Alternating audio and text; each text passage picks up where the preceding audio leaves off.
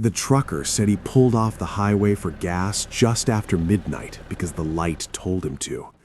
A single exit sign, glowing pale yellow in the dark, appeared where he swore there had never been one before. He followed it without thinking. That was the last thing he remembered clearly. By the time State Patrol found his rig, it was parked on the shoulder of the main highway, tank still half full, engine cold. No signs of a detour, no receipt, no missing fuel, and no record of an exit anywhere near that mile marker. At first, the story was dismissed as exhaustion, long hours, empty roads, a tired mind inventing a memory that felt real. But then another driver told the same story, and then another. They all described the exit the same way: a narrow off-ramp, barely wide enough for a truck, a single streetlight at the top humming softly, and a feeling, subtle but undeniable, that the road wanted them to turn. The exit didn't exist on any map. Satellite images showed nothing but uninterrupted asphalt stretching through open land. Yet drivers kept reporting it, always after midnight, always alone, always when they were low on patience, if not fuel. The narrator had driven that highway dozens of times before. It was a straight shot, long, uneventful, the kind of road where the mind drifts and the darkness presses in from both sides. He'd heard the rumors on late-night radio chatter and online forums, always told casually, like a joke no one fully laughed at. He didn't believe them.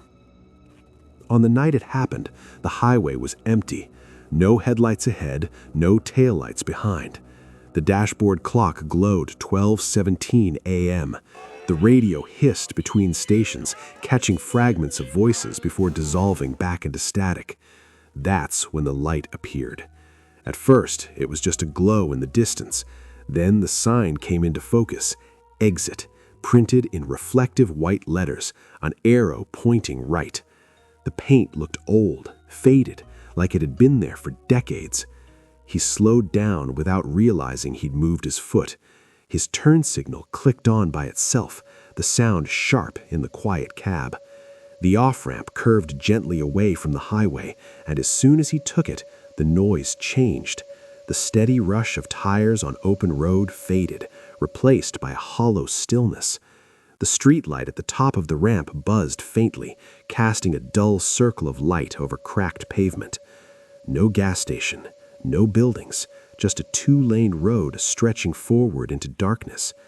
He told himself he'd missed it, that it had to be farther down.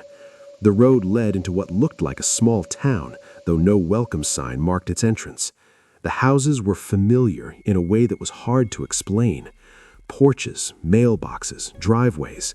Everything was arranged the way he expected it to be, but nothing looked lived in. Streetlights flickered, some working, some dark. Storefronts stood open-faced and empty, windows coated with dust. A diner sign buzzed softly, half-lit, its letters missing. No cars in the lot. As he drove through, the town repeated itself. The same diner, the same closed grocery store, the same row of houses with curtains hanging motionless behind glass. He checked the mirrors. The road behind him looked exactly like the road ahead.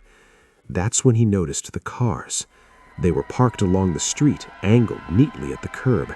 Sedans, pickup trucks, an SUV with a cracked taillight. Engines still warm, some with headlights left on, casting pale beams across empty sidewalks. Doors stood open. He stopped his truck in the middle of the road and stepped down onto the pavement. The air was stale, heavy, like it hadn't moved in a long time. Somewhere nearby, something electrical hummed.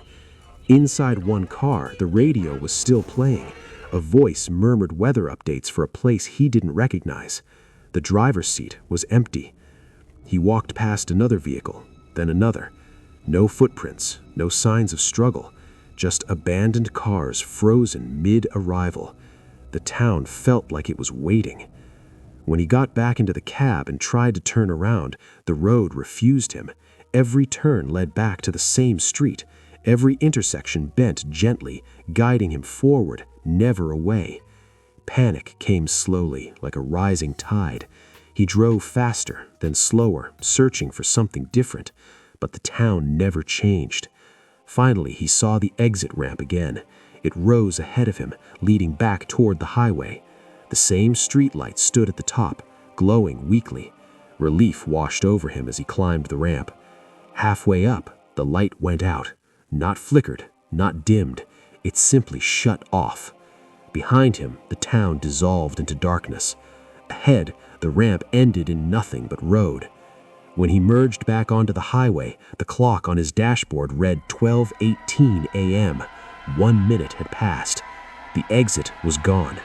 The highway stretched forward, endless and empty, just as it always had. The radio clicked back to life, filling the cab with static and distant voices. He didn't stop driving, and far behind him, where the exit had been, no light ever turned back on.